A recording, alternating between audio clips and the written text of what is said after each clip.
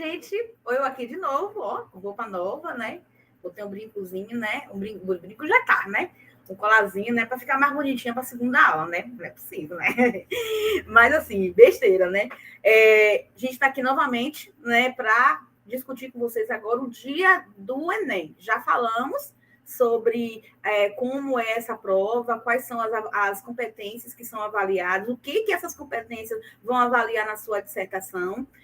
Os últimos Enems, né, desde 98 até aqui, que eu ainda falei que em 98 foi um formato, em 2009 foi um novo formato, né, que foi a abertura para as universidades, que primeiro foi para sondar a sondagem ou a aprendizagem dos alunos que estavam saindo da educação básica. Mas em 2009 o governo teve a necessidade de ampliar isso aí, né? Então esse projeto foi ampliado para ser como uma porta para a entrada das universidades, alunos entrarem nas universidades. Então nós temos universidades públicas e privadas que o Enem dá legalidade para entrar e para cursar. Então isso aí é um grande avanço, né? Porque antes a gente sabe que as portas das universidades eram restritas apenas para a elite, e hoje nós temos a população entrando, né? Alunos de escola pública, alunos que não têm condição nenhuma, que estão tentando, que estão, assim, entrando no curso superior para fazer a sua história. E hoje a gente vai falar, nesse vídeo 2, nós iremos conversar sobre o dia D, como é a preparação desse dia, como a gente fazer um projeto de texto, como fazer um esqueleto para colocar em prática, para dissertar muito bem. Vou aqui compartilhar a tela com vocês, meus amores.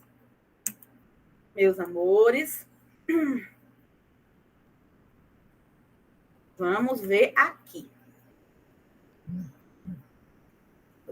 Então, aqui, redação nota 1000, lá vou eu. Isso não é privilégio apenas de um grupo pequeno, mas é um privilégio de todos. Então, aí, lutem, corram atrás, que vocês vão conseguir também chegar a essa nota 1000. Primeiro ponto que nós iremos analisar será a organização do tempo no dia do Enem. Então, no dia 21 de novembro, vocês terão 3 provas para poder detonar, jogar duro. Prova de linguagens, de humanas e a de redação. Sabendo vocês que a prova de redação é a querida, é a superior, porque apenas ela equivale a 1000 pontos. Então, a gente tem uma grande responsabilidade com essa disciplina, com essa prova. Mas é bom salientar o seguinte, gente. Nós temos, eu separei aqui, eu fiz um esquema que poderá ajudar vocês, se vocês seguirem à risca essas dicas. Vamos ver aqui. Então, no dia 21 de abril, vocês terão 5 horas e 30 minutos para terminar a prova de vocês.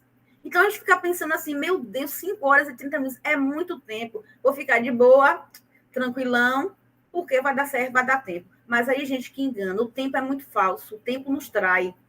E, às vezes, a gente se perde no tempo, quando vai se despertar, só tem apenas 30 minutos para terminar a prova inteira. Então, qual é a sugestão que eu faço? Então, 5 horas e 30 minutos equivale a 330 minutos.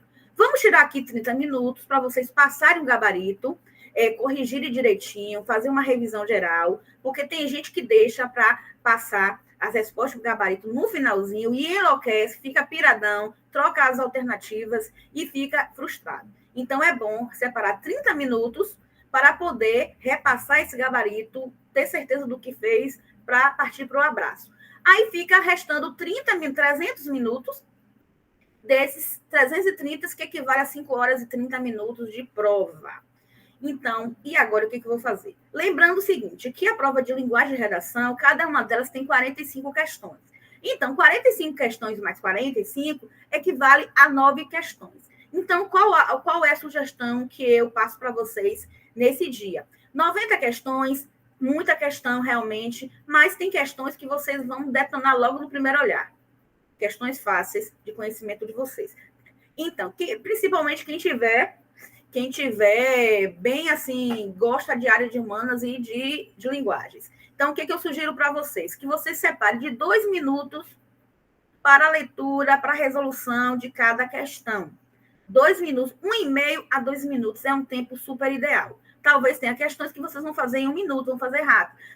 Vai aparecer questões complicadas que vocês podem se bananar nesse tempo. Quando vocês verem que esse tempo, 2 minutos, está excedendo, está se chegando a 3 ou mais de 3, vocês deixam ela de boa, tranquila aí, deixa de stand-by, vai fazer outra questão, resolver outra questão e volta novamente no final para poder resolver com tranquilidade. Mas o importante é vocês não prejudicar o tempo de vocês, prejudicar o esquema. Então, se a gente for olhar dessa forma, separar 2 minutos para cada questão, então eu tenho 90 questões vezes 2, eu vou ter 180 minutos investidos na prova de linguagens e de humanas.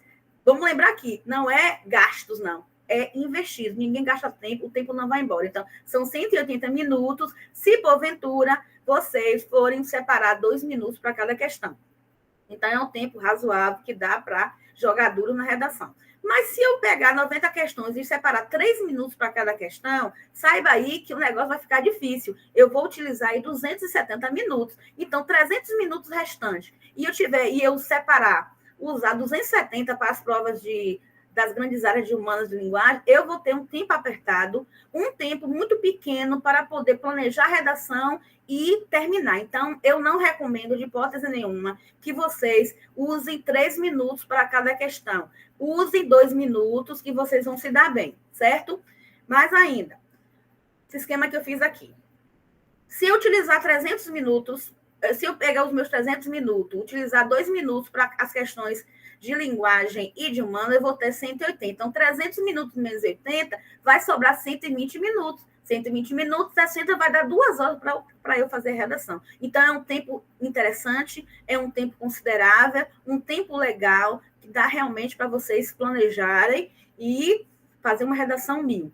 Ou uma sugestão que eu vou estar dando, porque eu estou dando mesmo, mas eu não acho interessante, é usar 3 minutos para cada questão, que vai chegar a 270. Então, vai sobrar apenas 30 minutos para vocês fazerem a redação de vocês. Então, vai ficar um tempo muito apertado, um tempo muito pequeno, e que, gente, eu não gosto nem de falar. Então, Ari, como é que a gente faz? Vocês podem se perguntar, como é que a gente faz para ficar dentro desse padrão de 2 minutos? De 2 horas para a redação. Olha, a sugestão que eu sugiro para vocês é o seguinte: tentem fazer redações em casa. Façam 2, 3 redações por semana. Pegue o celular de vocês, pegue o cronômetro e marque lá 2 minutos. Marquem lá 2 minutos. Então, não pegue celular, deixe só para eles contarem os minutos, certo? E vocês vão planejando, vão fazer tudo direitinho para ver se esse tempo, o tempo que vocês sabem, se encaixa na construção do texto de vocês.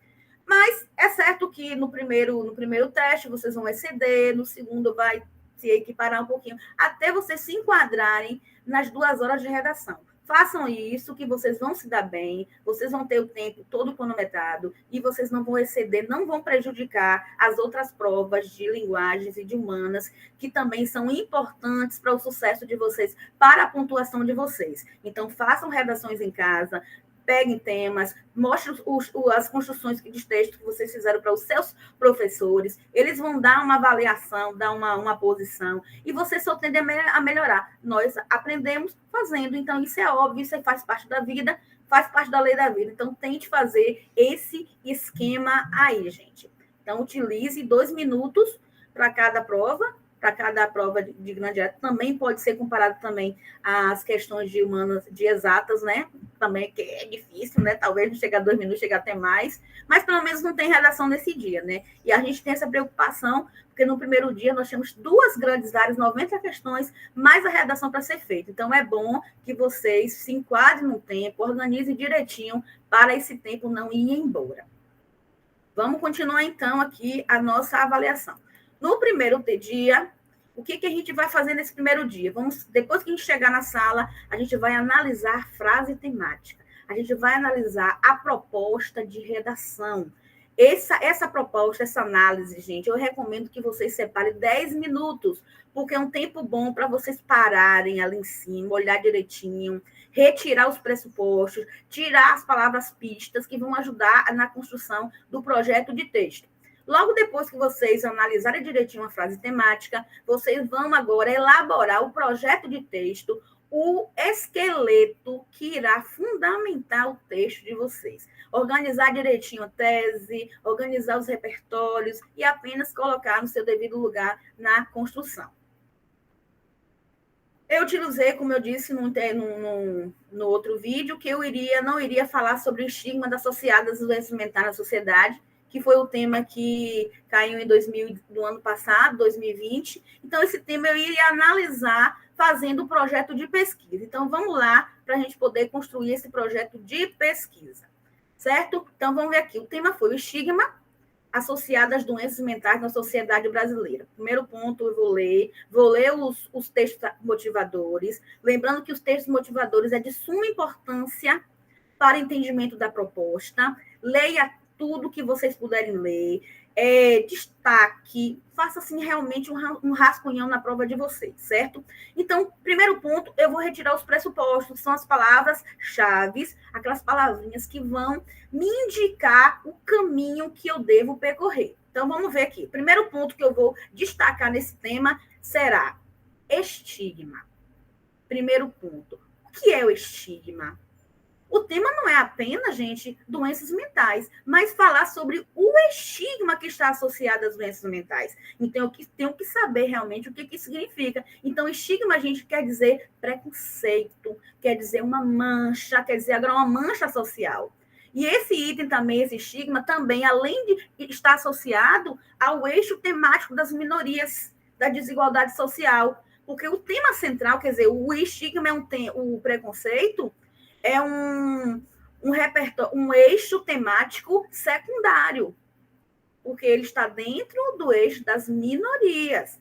Agora, e o outro item, o outro que eu vou analisar, será as doenças mentais. Então, o tema geral é o eixo da saúde, que equivale a doenças mentais, o eixo principal. Mas dentro desse eixo principal, eu tenho o eixo das minorias, que está associado à palavra estigma. Outro ponto também que eu vou destacar, outro pressuposto também que eu vou destacar é a sociedade brasileira, que é o contexto. Então, as doenças mentais, o estigma dela não é a nível mundial, mas sim dentro da sociedade brasileira, de toda a problemática que a sociedade brasileira tem. Então, aqui são os pressupostos que eu vou ter como base para a construção do meu projeto de texto, certo? Vamos agora para a estrutura dessa dissertação. Então, como vocês já sabem, vocês terão uma folha de redação com 30 linhas, e a dissertação argumentativa, que é o pedido que eles fazem, né? O texto tem que ser dessa forma, ele tem uma estrutura de 3 partes, que é a introdução, o desenvolvimento e a conclusão. A introdução, como o próprio nome está dizendo, é a apresentação, a introdução, é chegar chegando.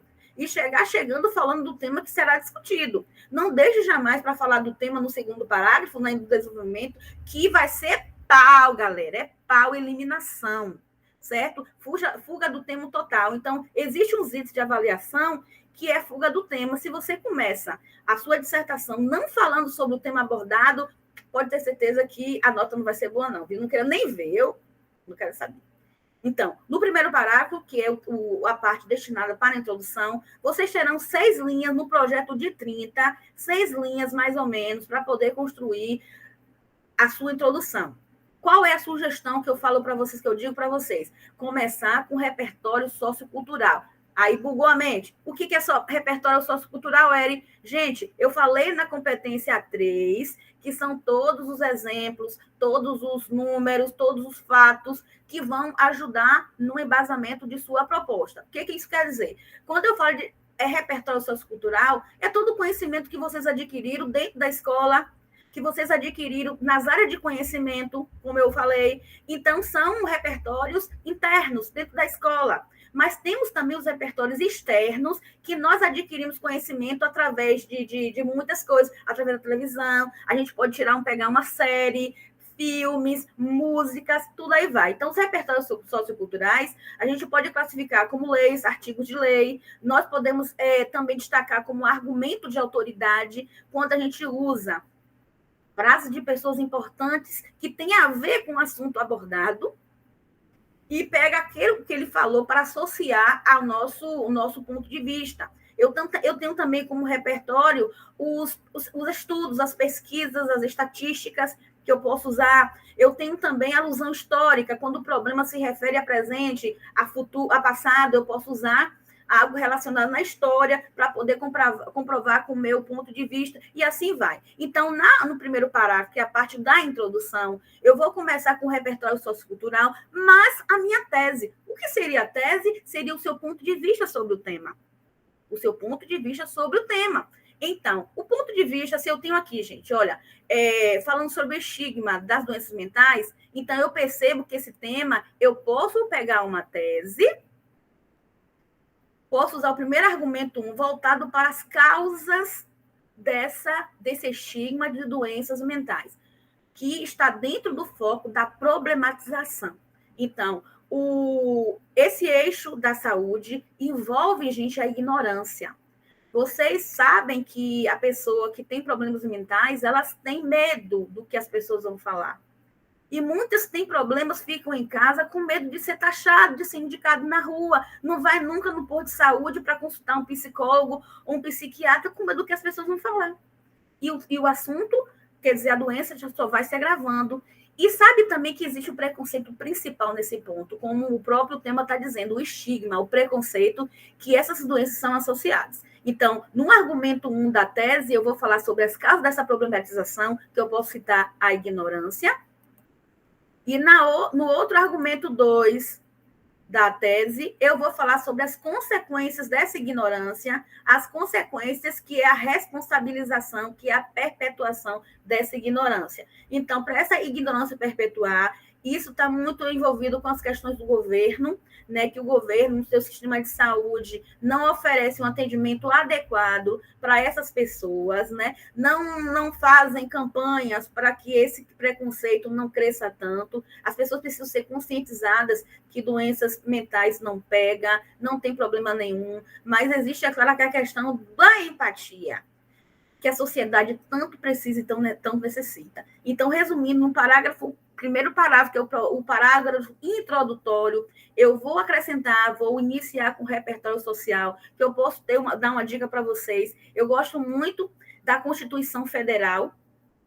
A Constituição Federal de 1988, ela é um documento, gente, que foi considerado cidadão, porque ela envolve todas as áreas da sociedade. Ela envolve a educação, ela envolve a saúde, a segurança pública, a cultura, o lazer, cidadania no geral. Então, eu posso usar o repertório da Constituição Federal quando ela afirma que todo cidadão tem direito à saúde, e o governo, né, isso tem o direito de passar uma educação, uma saúde de qualidade. Então, todos têm direito à saúde. Então, movido por esse direito à saúde, a gente pode entrar na questão do contraste, de que existe uma lei que favorece a saúde, que oferece a saúde de qualidade, mas a gente percebe que isso não acontece na prática. Pessoas estão adoecendo em casa por medo da ignorância das pessoas, com medo do preconceito, e isso aí acaba ocasionando realmente muita coisa, né? Então, aqui eu tenho o primeiro parágrafo, através de um repertório e através da tese, que eu posso citar aqui, causas, problematização, consequências, que é a responsabilização. Então, agora eu vou partir, meu povo, para o desenvolvimento.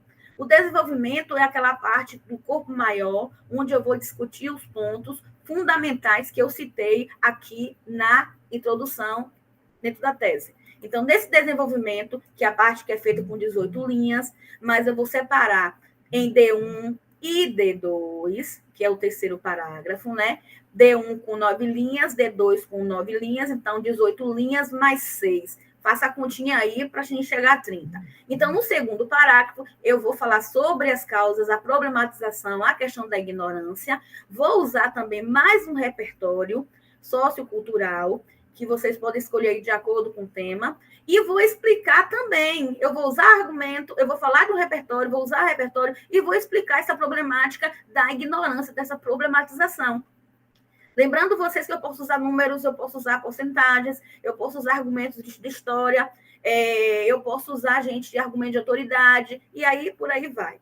E no terceiro parágrafo, eu vou falar sobre o argumento 2, que é as consequências, a responsabilização, perpetuação da ignorância, usar mais um repertório e explicar.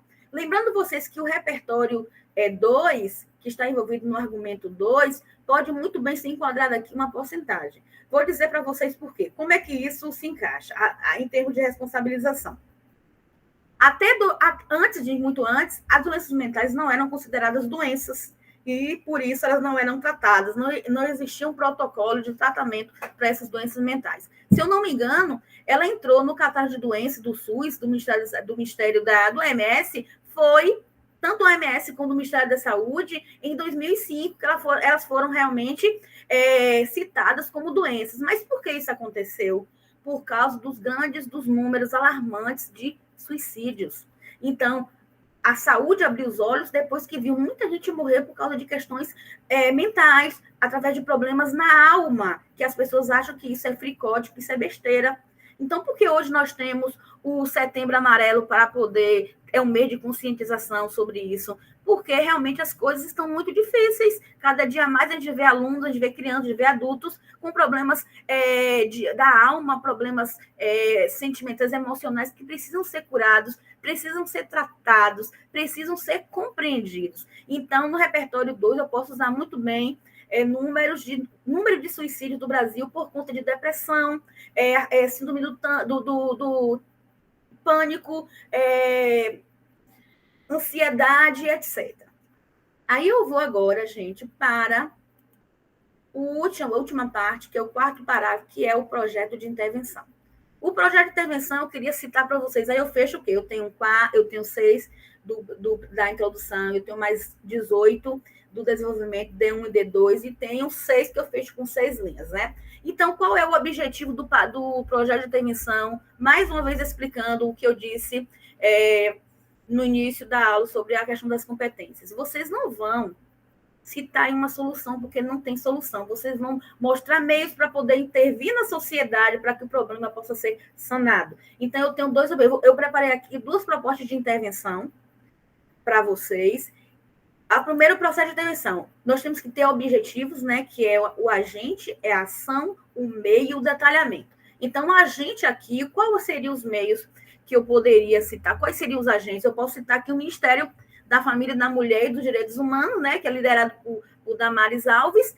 Ela entraria aí como agente desse projeto. No segundo ponto, qual seria a ação que esse Ministério da Família iria fazer? Iria criar campanhas informativas para serem vinculados em toda a sociedade como meio de conscientização, para que as pessoas possam ver que problemas mentais não é um problema grave assim, não é um problema que pega. Aí, nesse caso aqui, eu lembrei, gente, de um caso que aconteceu comigo quando eu era pequena, né? Eu tinha um colega de sala que ele era epilético, né? Aí, quando a notícia saiu que tinha um aluno que tinha esse problema na sala, ele ficava sozinho. Minha mãe mesmo falou para mim, olha, não fica perto desse menino, porque tem aquela doença que bate e cai, e que baba, e tu não vai ficar perto dele não, que pega. Eu ficava longe, mas eu morria de pena. E ele ficava, gente, segregado na sala, ele ficava sozinho, porque ninguém chegava perto dele, com medo de pegar a doença. Então, é isso que acontece hoje em dia com as pessoas que têm depressão, as pessoas que têm síndrome do pânico, pessoas que sofrem realmente com esses problemas, que não têm o apoio de todo mundo porque acham que vai pegar e que não vai dar certo, né? Então, as campanhas informativas é a ação que o Ministério da Família poderá fazer.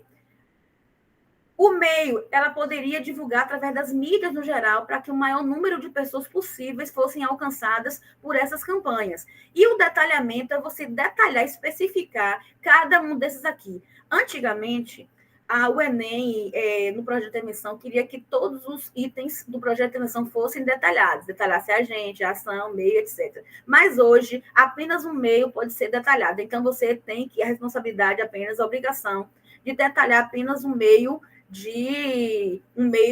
dos objetivos do projeto de intervenção, certo? E fechar a redação aqui, fechar com uma frase de efeito ou fechar com o repertório inicial. Quando eu dei o exemplo do repertório, o repertório ai, meu Deus do céu, como é que pode? O projeto de intervenção da Constituição Federal, ele tem que ser retomado em algum outro lugar da redação. Então, eu recomendo que feche com esse repertório. Se a educação, se a saúde é direito de todo mundo, depois de tanta coisa que foi falada aqui, de tantos argumentos que foram citados, feche a redação, feche o seu projeto de intervenção, a sua conclusão, com o mesmo repertório inicial. Então, aqui eu tenho um projeto de intervenção 1 como exemplo. Vou agora sugerir o outro projeto de intervenção para esse mesmo tema. O primeiro agente, que o outro é o Ministério de Damares, agora vai ser o Ministério da Saúde, certo? Que agora entra a Queiroga, né? O que o Ministério da Saúde deve fazer? Qual é a ação dele? Estruturar os hospitais, postos de saúde, qualificar médicos e etc., para que a saúde possa ser realmente de qualidade. Qual seria o meio? Através de políticas públicas, através de verbas que serão direcionadas para esse fim. Aí entra aqui agora o detalhamento, né? Que eu vou detalhar uma dessas ações que vocês deverão escolher, e encerrar com frase de efeito ou fechamento com o repertório inicial que foi citado lá na introdução. É bom citar aqui uma coisa, gente, que eu vejo muito nas redações dos meus alunos, assim, chegando no projeto de intervenção, fala assim, é preciso ter consciência para resolver os problemas da sociedade. Muito bem, conscientização é algo que precisa ter em tudo, mas conscientização, ele fica no campo das ideias, a gente tem que ter ação. Então, qual seria essa conscientização? Fazer campanha nas escolas, bater de porta em porta, ir para as internets, ir para isso. Então, isso é conscientização. É você pegar a sua ideia que está aqui na sua cabeça, no campo das ideias, e colocar em prática, colocar em campo, para que o problema que foi abordado, esse problema social que foi abordado lá na introdução, ele possa ser resolvido no final de sua dissertação. Então, conscientização, gente, é campo de ideias. Nós estamos falando aqui de prática, nós estamos falando aqui de campo, de resoluções, de coisa realmente objetiva. Então, minha gente, esse foi a minha sugestão para vocês brilharem no dia 21 de novembro, né? Eu citei aqui, fiquei até rouca, né? Eu citei aqui o projeto de pesquisa, né? Esse projeto de texto, aliás, que você quer, o esqueleto que vocês vão construir para montar a sua redação. Fiquem atentos a tudo, leia tudo, gente. Tire os pressupostos, leia os textos motivadores, para que vocês possam ter direcionamento de qual é a proposta de texto que o Enem quer que você construa. Seja realmente autônomo, seja crítico nas suas ideias, certo? Não vá transgredir os direitos humanos, obedeça a todas as competências que é da primeira até o quinto. Use a língua padrão, use argumentos, use repertórios, faça um textozinho amarrado, com as ideias amarradas, toda pontuadinha. Olha a separação silábica, que é outro ponto que eu vejo muito errado. Separa, deixa lá a consoante sozinha, reveja esses pontos também. Então, enfim, só depende agora de vocês. O sucesso depende de vocês. Tem uma frase que eu gosto muito, que é assim, é necessário a gente ter... mirar para a Lua, porque se errar, vai ficar nas estrelas. É muito interessante, realmente, mas eu acho que deve ser da seguinte forma: é melhor mirar na Lua, se cair nas estrelas, pelo menos vai estar perto da Lua, certo? Então, a gente tem que ter realmente foco, persistência no que a gente quer. As coisas hoje não são fáceis, a vida é difícil, estamos num país que a desigualdade é imensa, mas nós temos caminhos a seguir. O Enem é uma porta realmente aberta, que vai conduzir muitos à vitória, conduzir ao sucesso, mas basta que vocês se preparem e corram e tenham os seus objetivos. Olha, um beijo para vocês, foi um prazer passar um pouco que eu sei para vocês. Espero ter ajudado, espero ter contribuído para o conhecimento de vocês. Qualquer coisa eu estou aqui, sou professora Eri de Itaúna. Um beijo para vocês, um beijo para todos os meus alunos e boa sorte no dia do Enem. Tchau, tchau.